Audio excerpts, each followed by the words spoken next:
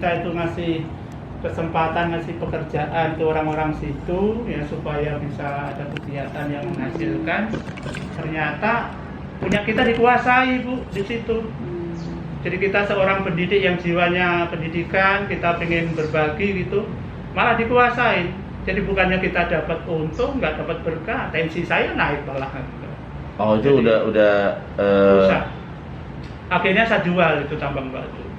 Sampai sekarang masih produksi PT Mustika itu. Gitu. Jadi semua kegiatan Pak, dari peternakan, pertanian, saya punya sawah, punya sapi itu. Nah, hampir semua kegiatan sih. Jadi di saat itu ada orang yang ngeluh kesulitan, saya tanya backgroundnya apa, kesulitannya apa. Nah, oh saya biasa bikin tahu, maka saya bikinkan pabrik tahu, Bu, itu, Bu. Jadi saya modali, udah saya minta nanti limbahnya aja, limbahnya ke saya, modalnya dicicil ya, saya bilang gitu. Iya. Nah, sekarang pada jalan Pak itu, nah, limbahnya itu saya pakai untuk menemukan orang yang biasanya apa, biasanya pelihara sapi Pak, di kampung. Ya udah, saya bikinkan kandang sapi lah, nanti bagi dua ya hasilnya ya sudah. Jadi, Gitu ya Pak. jadi di samping pabrik tahu tuh pasti ada kandang sapi, Bu, saya. Karena limbahnya itu kan yang bikin masalah kan limbah itu Limbah. Pak. Jadi dia itu yang punya keterampilan bikin tahu itu nggak punya modal dan juga butuh lingkungan yang agak luas kan gitu Pak. Nah itu kan kesulitan nggak punya. Itulah yang kita bantu. Nah, ternyata alhamdulillah itu pada mandiri, ya, dia bisa nyari makan sendiri. Jadi kita berbagi kesempatan aja Pak itu Pak. Termasuk di kita mengelola pendidikan itu kan juga kita berbagi kesempatan untuk mereka untuk meningkatkan martabat mereka ya Pak. Yeah. Jadi bukan berbaginya kayak ya pemerintah itu bagi BLT, bansos itu enggak. Kalau itu enggak akan mengurangi kemiskinan seperti itu. Itu akan melestarikan kemiskinan seperti itu. Iya. malah ini ya tuman ya. Melestarikan. Dikasihnya ikan ya, Pak, Iya. bukan kail. Tapi dengan kita membuka kesempatan, mereka itu bisa membuka wawasan, menambah keterampilan, pasti banyak alternatif untuk bisa dipilih untuk kehidupannya. Sehingga buktinya banyak teman-teman kita yang hidupnya juga berubah gitu loh Pak. Iya benar. Nah, inilah yang menjadi motivasi kita harus berbuat terus itu Pak. Karena masih banyak masyarakat kita yang belum mendapatkan kesempatan itu. Kesempatan ya. Itulah kita bikin sekolah-sekolah yang terjangkau untuk mereka. Iya, jadi memberikan kesempatan untuk maju semua Pak ya. Iya, itu Pak. Bu, mau nanya Bu nih Bu, Pak. Mau nanya gampang-gampang Bu. Pak, Selain mungkin perlu saya tambahkan cerita ya pada waktu saya melamar Pak itu. Ya itu dia. Nah, pada waktu saya melamar Pak, ini orang tuanya Auri Pak, di Halim. Jadi kalau masuk Halim aja saya harus tinggal KTP Pak, di penjagaan itu. Provos. Saya di Provos itu. Nah, saya itu Ketat, naik angkot Bu. Nah, saya jalan Tapi kaki. udah PNS ya? Sudah PNS ya, udah PNS. Bapak juga? Iya. Ah. PNS ya. Saya naik angkot, saya sendirian Pak ngelamar itu. Begitu saya datang, itu saya ketemu orang tuanya, saya menyampaikan niat saya itu pengen hidup berdampingan dengan putrinya gitu. Nah, begitu saya sampaikan gitu, ibu mertua sekarang masih ada Pak, ibu mertua itu nangis Pak langsung. Saya aja sudah memberanikan diri kan punya bedil ya tentara kan itu Pak. Itu datang sendiri ngelamar untuk anaknya. Terus kalau ayah mertua? Kalau ayah mertua langsung ngasih pejangan gitu. Waduh, tembakan saya kena juga. Terus kalau ibunya langsung lari ke belakang Pak. Saya juga takut gitu sama kan ngomongnya sama ayah saya. Saya sendiri takut nih, aduh kalau nanti nggak diterima, jadi orang kayak apa gitu, pikirannya cuma sampai di situ Padahal aja. saya itu udah nekat aja lah.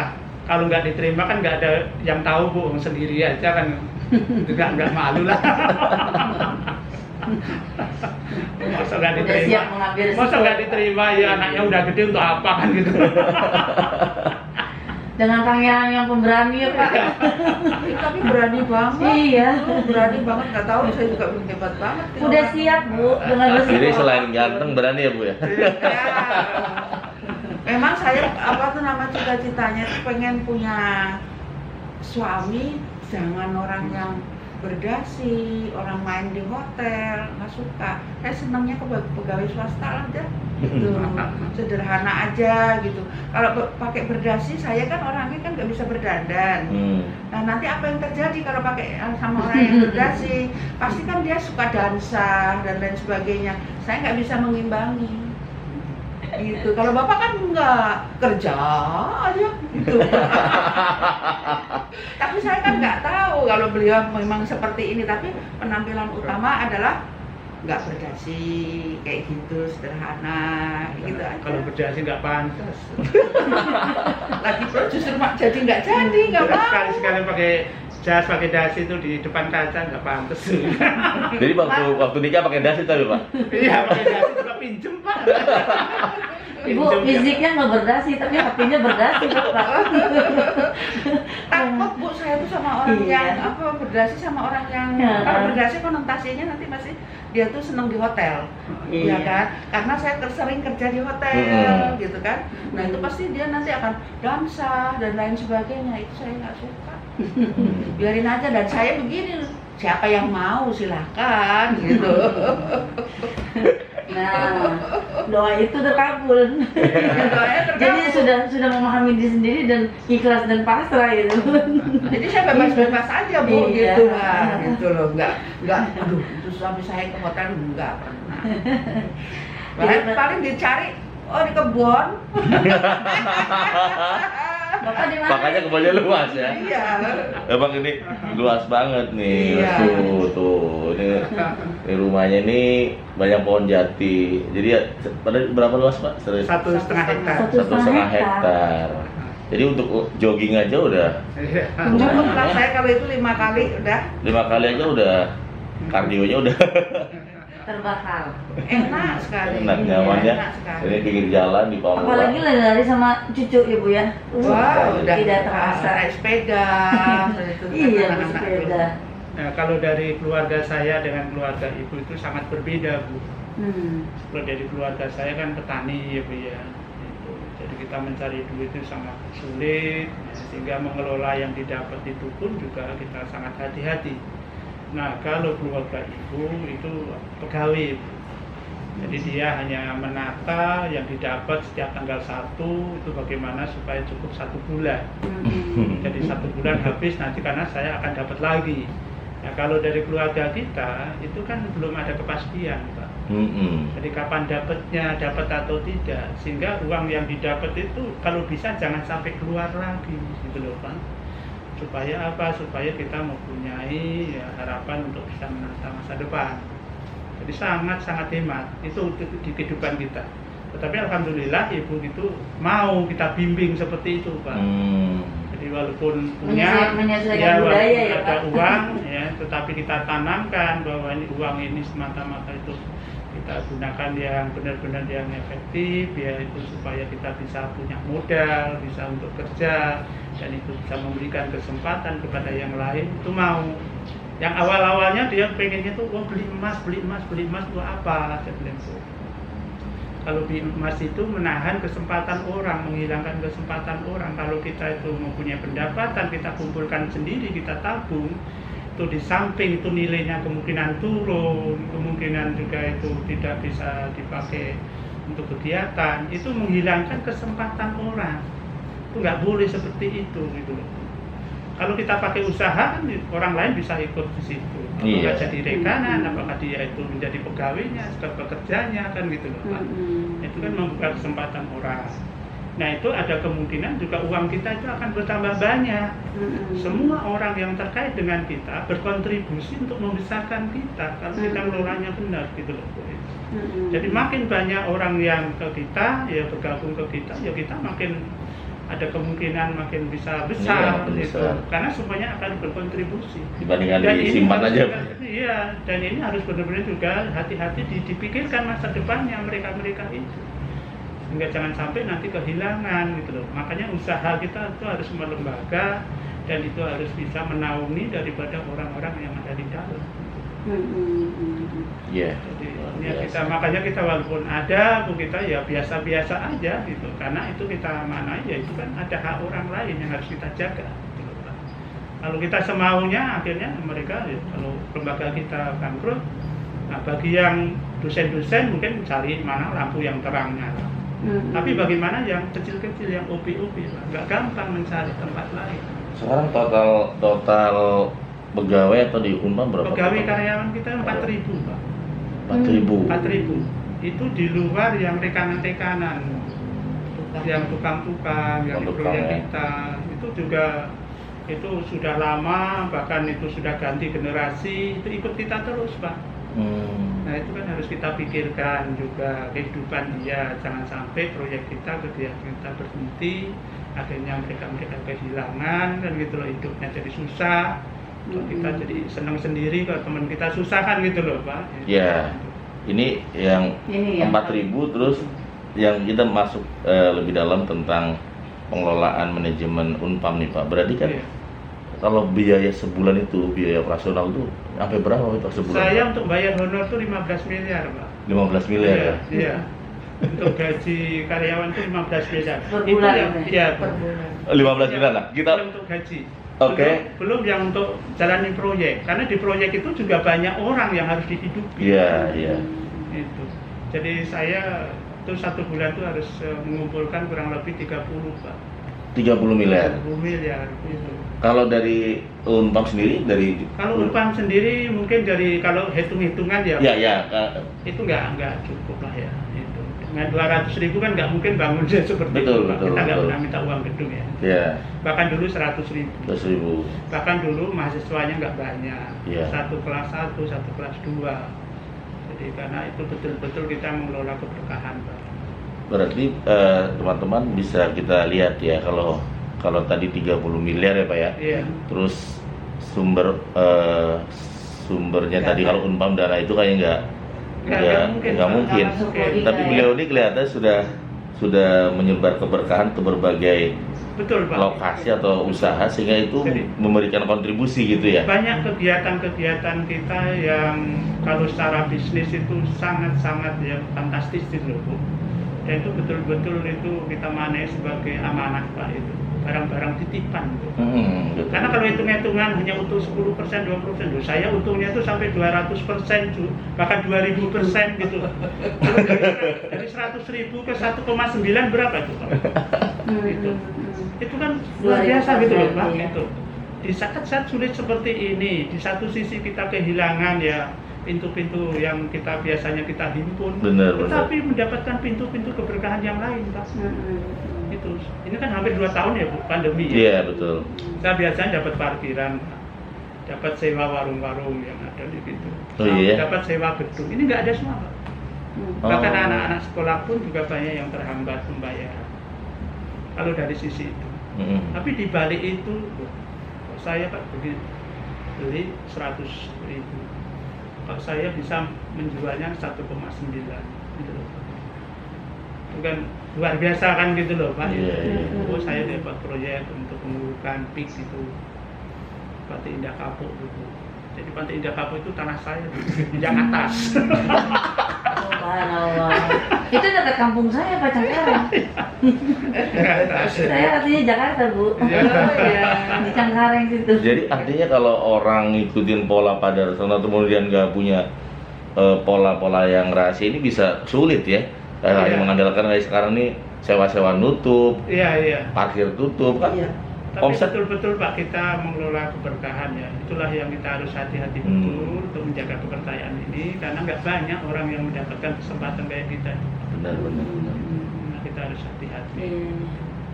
Ya harus mendukung juga apa kegiatan yang Kalau ada. beli itu lahan, semua. Pak, sekarang dibeli oleh Pemda untuk Makobrimob 50 hektar. Harganya, belinya. Nah, jangan diambil lah. Berarti belinya udah lama kayak gitu ya. Baru. Oh, Ya sambil jalan. berkah gitu ya. Bahkan sekarang saya tuh bikin kawasan industri, Pak. Yang tadinya itu saya beli tanah yang paling belakang itu hanya 40.000 Di mana tuh Pak? di Tunjung Teja. Sekarang ada Tunjung tol, Teja. ada tol Serang Panimbang, Pak. Ada tol baru Iya, Serang Serang Panimbang. Panimbang. Ya, yang nantinya akan ke Tanjung Lesung, Bu. Nah, pada waktu Iya. saya beli itu jalannya belum ada, Bu. Jalannya masih jalan kampung yang rusak sekali. Saya beli berapa tuh Pak? 260 hektar kita beli. Sekarang masih berapa hariannya di sana? 40.000. 40.000. Sekarang itu di lahan saya itu pas ada pintu tol Pak. Pas banget. Oh, pas banget. Berkah ya. Itu lahan saya itu dipakai untuk kawasan industri. Jadi ada alih fungsi lahan gitu Pak. Yang tadinya saya pakai sawah tuh. Sekarang menjadi kawasan industri, jadi alih fungsi lahan. Akhirnya saya kapling, satu kaplingnya 2 hektar. Dari berapa kali lipat itu? Jadi saya jual 1 juta Pak, dari 40.000. Pas corona ini. Satu kaplingnya 20 miliar. Ya sekarang Pak. Sekarang kan ini tahunnya baru belum diresmikan. Mundur-mundur terus karena pembebasan yang tanah saya yang itu anggarannya tertunda untuk anggaran COVID. Yang pas pintu tolnya, pas interchange-nya sudah jadi, tapi akses pendukungnya ini yang kurang lebar. Itu sudah tadinya jalan kampung, sekarang menjadi jalan provinsi 24 meter gitu Pak. Banyak Pak itu cerita-cerita yang aneh-aneh itu loh. Saya itu modal 200 juta Bu, 1 minggu tahun 84 ya. Itu saya untungnya 1,4 miliar Pak, modalnya 200 juta, masuk akal nggak Pak? Itu keberkahan kayak gitu. 1 minggu Bu, jadi ada 7.000 meter ya, saya beli 200.000, 1,4 kan Bu. Nah, itu saya sewain bulldozer 5 juta, rapi. Itu di Wates tuh Pak, yang sekarang pabrik semen. Wates ya. Nah, sambil di bulldozer saya tempel di triplek Pak, tanah dijual. Ada orang lewat. Nah, Pak mau dijual berapa? 400. Dibeli Pak. Itu sama orang kebun jeruk itu. Dibayarlah 2,8 Pak. Nah itu baru saya kasih DP itu yang punya. Akhirnya itu saya langsungin Pak, sehingga saya nggak harus bayar pajak kan gitu loh Pak. Itu sih belum apa-apa ya, belum balik nama belum apa. Iya, belum apa-apa. Orang saya punya modalnya 200 juta itu DP-nya. Terus saya sewain bulldozer 5 juta, saya jual langsung laku, dibayar 2,8. Ya udah, yang 1,2 saya pakai lunasin kan gitu loh Pak. Nah, jadi yang transaksi yang punya tanah sama yang beli itu saya jadi nggak bayar pajak. Jadi banyak itu ya mengelola keberkahan, termasuk rezeki-rezeki yang minta selektif ya. Termasuk juga yang niat kita memang ingin membantu. Zaman tahun 89 ya kita kan bikin sekolah itu 89 Pak. Iya. Itu guru-guru itu kan kesulitan untuk mendapatkan rumah PTN. Karena aplikasi perbankannya 30% dari pendapatan untuk angsuran itu nggak cukup. Sehingga guru-guru kita, terutama guru swasta, itu kesulitan untuk mendapatkan rumah. Akhirnya udahlah, karena gurunya sering terlambat, saya tanya kenapa sering terlambat, Pak rumahnya jauh, kenapa jauh? Di sana rumah sendiri atau rumah ngontrak? Masih ngontrak Pak. Gimana kalau saya bikinkan rumah dekat sekolah aja, saya bilang. Nanti uang transportasinya sama kontrakannya untuk angsur. Kalau bisa mau Pak. Akhirnya saya bikin di belakang-belakang SMK kita itu kan ada sekolah rumah-rumah guru itu Pak. Saya bikinin harga 12 juta, saya jual 12 juta rumah itu Bu. Udah saya bikin sederhana, saya beli tanah 3.000, saya petak-petak gitu Pak. Udah untuk rumah-rumah guru harganya 12 juta, angsurannya 140.000. Nah itu hanya uang kontrakan sama uang transport. Itu akhirnya kan kerjanya lebih bagus, makanya SMK kita makin besar kan gitu loh Pak. Jadi memudahkan orang ya. Iya. Akhirnya orang. Iya, itu Pak, kita membantu orang karena kita itu membuat rumah, jual rumah itu tanpa DP ya, seperti apa itu Pak Anies. Iya iya. DP 0% dah saya tahun 96 bikin rumah 0% sampai sekarang juga 0%. Itu sehingga tukang sayur, tukang bubur itu pada beli rumah sama kita Pak. Tukang jualan rokok yang pinggir jalan itu punya rumah Bu. Saya bikin rumah-rumah model kayak kontrakan itu tapi diangsur gitu loh Bu. Ini angsurannya 300.000. Dia kayak kontrak ya sebenarnya. Iya kayak kontrak. Tapi milik jadi sendiri. 10 tahun Jadi selesai milik itu. sendiri, Tukang iya. bubur pakai sepeda tuh beli rumah. Itu Pak amal kita itu. Jadi itu nggak sulit. Nah, itulah keberkahan itu. Jadi yang tadinya kita hanya bikin rumah untuk guru-guru kita, akhirnya saudara kita boleh nggak Pak? Boleh. Teman kita boleh nggak? Boleh. Nah, akhirnya kan jadi ribuan Pak jadi bikin rumah juga. Itu itu kan kesempatan kita, jadi modal kita juga uang kita dihargai juga. Tapi kita juga bisa membantu orang-orang yang kesulitan seperti itu, yang pemerintah pun nggak ngelayanin gitu. Ngelayanin gitu. Iya. Jadi sebelum Pak Anies sudah mulai Pak Dokter. Saya Pak Anies ya PP 0%, dah dulu saya 0%. Ada 2000 Iya. nasabah untuk Hmm. itu. Jadi Untuk ini program yang ini Bu, jadi ya. kayak kita Jadi yang tidak sedekat Pamuk ini Unpam. yang belakang belakang SMK. sekolah SMK. SMK. Belakang Unpam itu. Ada rumah-rumah kita di situ. Banyak itu. Untuk pertama kali. Gitu. Ini sini juga nih. Akhirnya orang Garunaja dengar-dengar wah suruh bikinin rumah, saya bikinin di Pondok Aren sana Pak, di daerah Jurangmangu itu. Jurangmangu. Iya, itu saya bikinin. Kalau yang Makanya Rumahan Sasmita ini umum juga ya? Umum juga Pak. Umum juga. Akhirnya ya saudaranya mintanya, kemudian akhirnya orang umum juga, oh lihat ada perumahan kan gitu loh Pak. Dan persyaratannya kan kita nggak pakai syarat macem-macem itu syaratnya. Dan itu ini ya, out of the box ya, Iya, tanpa itu DP dari- kayak kontrak iya. tapi 10 tahun punya Iya, sendiri. karena prinsipnya gini Pak, rumah itu kan nggak bisa dibawa pergi, diupeti juga nggak bisa. Iya betul. Harganya naik terus. Kenapa harus ada jaminan macam-macam? Ya jaminannya rumah itu kan suratnya ada di kita Pak. Iya. Gitu. Sehingga kita 2000 orang yang beli rumah dari kita nggak ada, rumah saya satupun yang hilang nggak ada. Gitu. Nggak ada yang dibawa pergi, nggak ada. Nggak bisa mau bawa naik bis. Iya. Nggak bisa dikantongin ya Pak Dan ya. itu bukan dari bank, komunikasinya kita langsung tiap bulan ketemu gitu loh. Nah, ini buat teman-teman. Bahkan ada yang angsurannya keuangan, itu harian. ilmunya. Itu ada yang angsurannya itu harian, tukang sayur, tukang bubur itu jam 11 itu dia udah nyicil tuh 50.000. Pegawai kecamatan nggak bisa ngangsur 1,5 juta sebulan. Tapi tukang bubur yang modalnya hanya 100.000 itu bisa ngangsur 50.000 Pak sehari. Sehari. Saya tanya itu bikin bubur berapa Pak? Pak siapa tuh? Ya Pak Kanto ya. Iya. Dibikin buburnya Sampai berapa? kenal Bapak tuh ya? Tiga, semuanya kenal Bu. Sama kita karena kita ngelayanin itu. Hmm. 3,5 liter Pak sehari itu bikinnya. 3,5 liter saya hitung-hitung kalau 10.000 juga cuma 35.000 kan Pak.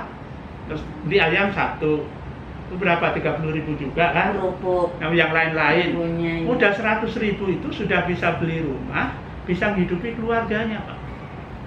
Kerjanya jam berapa? Habis subuh Pak, masaknya habis subuh. Nah jam 6 harus udah keluar, kan udah ditunggu anak-anak di perapatan di mana gitu ya. Itu. Nah jam 11 udah pulang Pak. Juragan itu Pak. Iya, sudah saya Takut-takut siapa-siapa. Itu. Modal 100.000. Bisa ngidupin keluarganya, bisa ngatur rumah coba. Masalahnya dia itu yang orang-orang seperti itu tidak mempunyai ilmu manajemen Pak.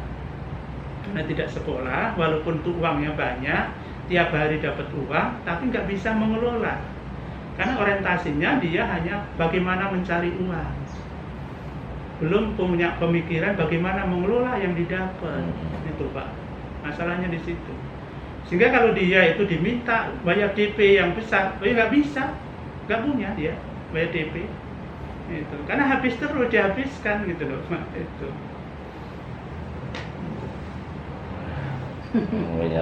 banyak pipa-pipa rezekinya Bunda. Iya. Karena kalau istilah Sri Mulyani, kalau orang kan bekerja keras untuk uang, kalau ini uang bekerja keras sangat memudahkan orang, Iya. sehingga akhirnya Dan uang yang didapat itu ada hak orang lain yang harus diberikan Pak itu. Jadi jangan ditahan-tahan. Jadi bukan berarti kita harus bagi-bagi uangnya, tapi di situ ada kesempatan orang gitu loh Pak itu.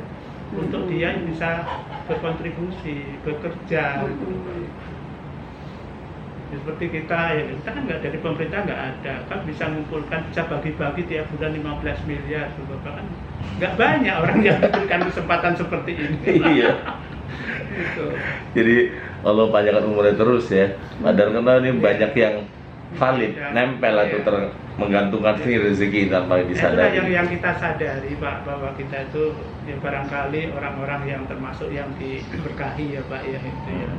Itulah yang kita jaga hati-hati itu Pak, keberkahan itu supaya kita dipercaya terus. Seandainya kita itu salah penggunaannya, salah perilakunya, barangkali nggak dipercaya lagi. Iya.